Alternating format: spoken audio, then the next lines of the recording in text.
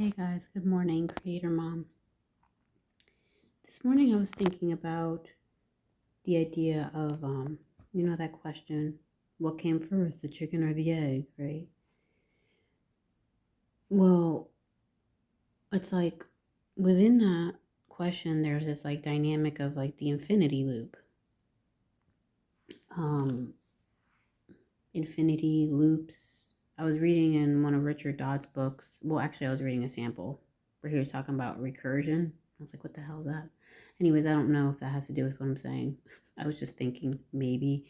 But, anyways, on the loops, he was talking about looping, how we loop, right? And it's kind of like the chicken and the egg, right? Um, it's the seed and the outcome, the seed and the outcome, the seed and the outcome. The outcome can't come without the seed. Right? It's a funny question to ask kids. It's funny to laugh about and talk about in the car. Hey guys, what came first, the chicken or the egg? And we'll sit there talking about it. Well, the chicken came first because the chicken had to lay the egg. Well, how did the chicken come? Well, the chicken has to come through an egg. It's funny. We'll just laugh about it. And then I think we all just kind of agree that God created the seed, and the seed came first, and then the product. But so I was thinking about this in terms of, um, I was reading again in Richard Dodd's book, and he's talking about how this class of people that he calls the hidden rich, these are people who have steady flows of income and, they got overflow, but they're not outwardly, you wouldn't really know that they're rich or whatever, because they're modest and they're very light in their ideas about money and stuff like that. And people would say, well, of course they don't care about money, or of course they're stress free in their ideas about money because they have money. But he makes the point that no, you're thinking about it the wrong way. It's upside down. They have money because they think lightly about money. Or you could say they don't care about money, or their energy or their emotion towards money is light. It's free. It's not, stress, which I don't know. I mean, how do I know if that's totally true? Because is there stressed out people, or is there people who have severe negative emotions attached to money who are making money? Or maybe they can and then they lose it. I don't know. I don't know. So, anyways, these are just assumptions and ideas that I'm throwing around and playing with, but I was thinking about that infinity loop. So, on the top of the infinity loop, I wrote stressing about money, which includes powerful emotions such as fear, worry, doubt, guilt, powerful negative emotions. Um, and, powerful emotions of resistance. And then the loop goes into have no money, right?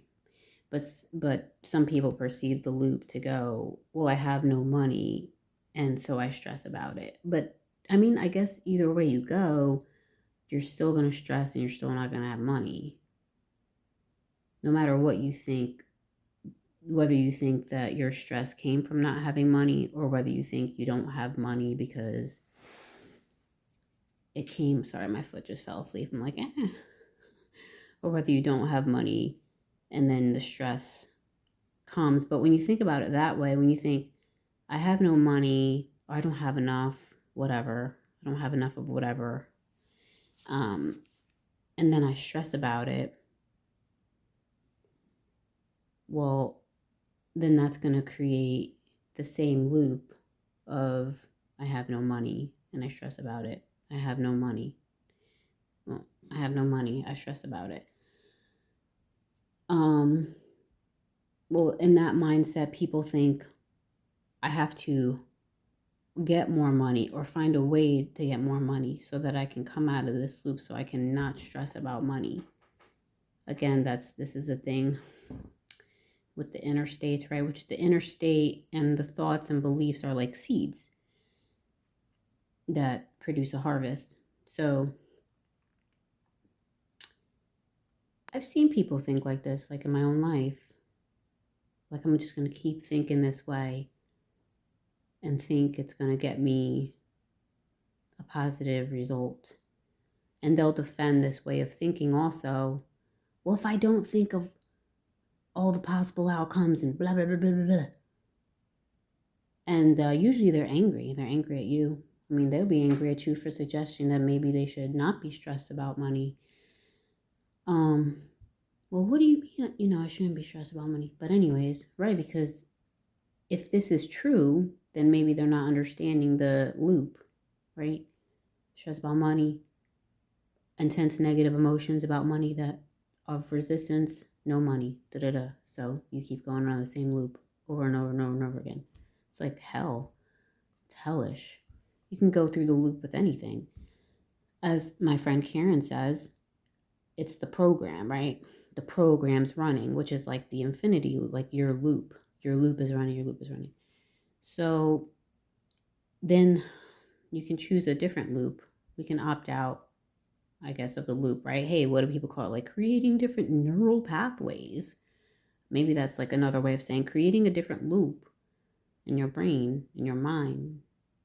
So, of feeling light about money. When you think about money, there'll be neutralized feelings, like either nothing or,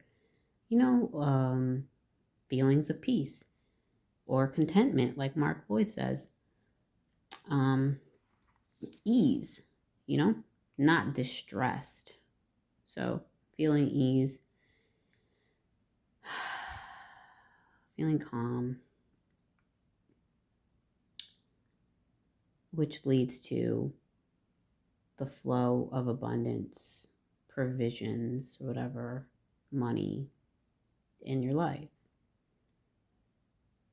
And then maybe that loop can keep playing. But I guess people think that that loop plays the other way. They think that because people have money, that they feel right about money. And you know what? Maybe that does. So essentially, once you get yourself in that loop, maybe it doesn't even matter anymore because you feel right about money, then you start receiving more provision or whatever. And then eventually it'll like retrain you to it'll, I don't know. Anyways, I think I'm getting tripped up here in my infinity loop. But yeah, what came first, the chicken or the egg?